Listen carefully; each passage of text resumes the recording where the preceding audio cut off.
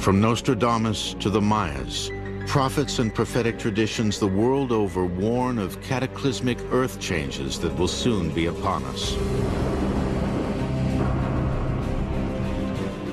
The ancient Mayans had a sense that there would come a time, about in these times in which we're living now, that would include tremendous destruction. They speak about the day of the withered fruit and the great tempest, things that sound rather scary. The Hopi speak of trees dying and dramatic changes in the weather that will bring in the great day of purification. Nostradamus speaks of the dead rising from their grave. And Prophet Mother Shipton warns, storms shall rage and oceans roar, old worlds shall die and new be born. As for Casey's predictions for the new millennium, they are as dire as all the other prophets before him. Edgar Cayce made some extraordinary and spectacular Earth change predictions. Probably the biggest one was that the rotational axis of the Earth would change. And that's something that would be catastrophic, probably even beyond what we could imagine if that took place literally. If the tilt axis of the Earth shifted slightly, the entire mass of the Earth would have to reconfigure itself. It would shift ocean basins, it would shift where valleys are, where mountains are. Some of Casey's visions of that future were truly terrifying. He speaks of Japan going into the ocean, inundations for southeastern United States, perhaps in a very slow way, but a permanent kind of inundation. Casey also warned the East Coast would not be spared. Portions of the now east coast of New York, or New York City itself, will in the main disappear.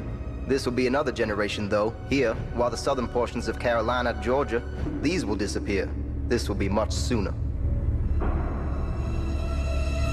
He also suggests that Europe would change either geologically or climatologically in the twinkling of an eye. Casey actually foresaw these as part of the shifting of the poles. He stated that the Great Lakes would flow down through the Mississippi Valley system and from there flow right into the Gulf. Amazingly, Casey, who knew nothing about plate tectonics, said signs within the Earth would warn us of this coming pole shift. The most dramatic predictions that Edgar Cayce made is that there would be the onset of major Earth changes that would escalate in activity from 1958 on through 1998.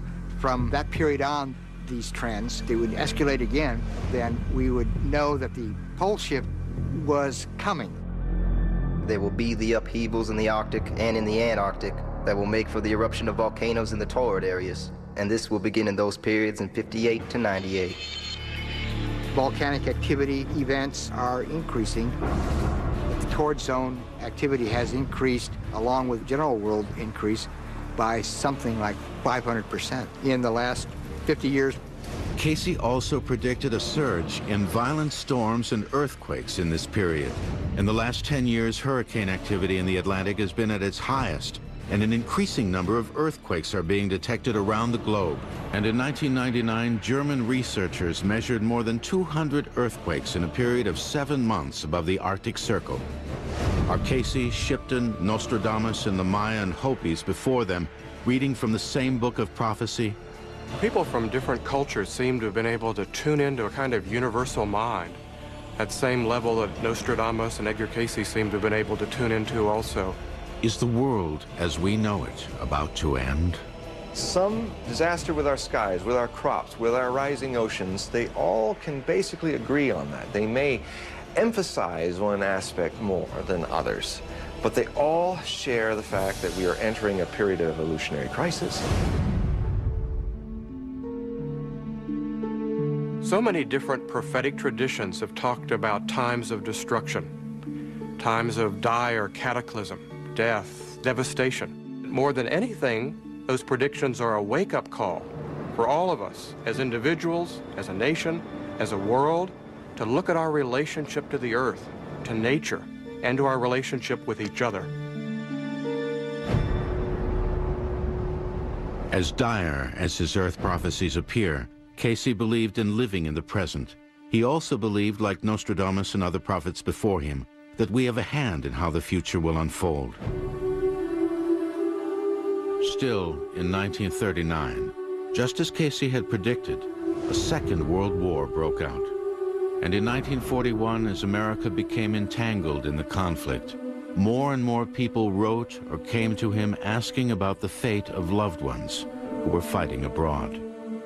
Edgar, in his own readings, was reminded to give not more than 2 a day, one in the morning and one in the afternoon, because each psychic reading was emotionally draining to a system.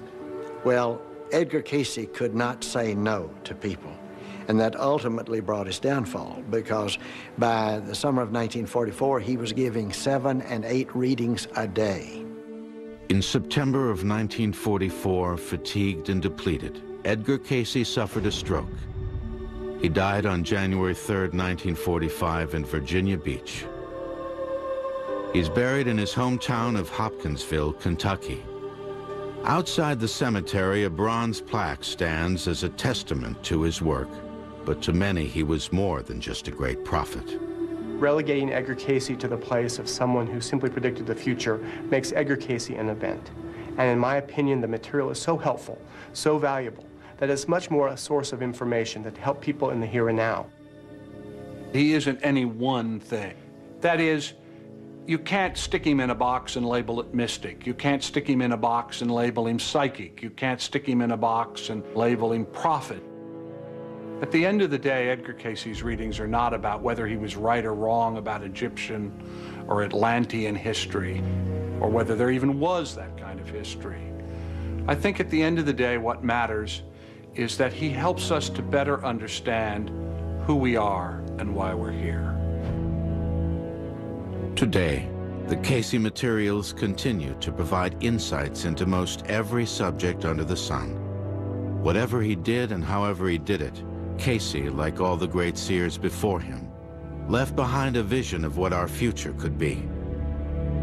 Whether that future unfolds remains to be seen.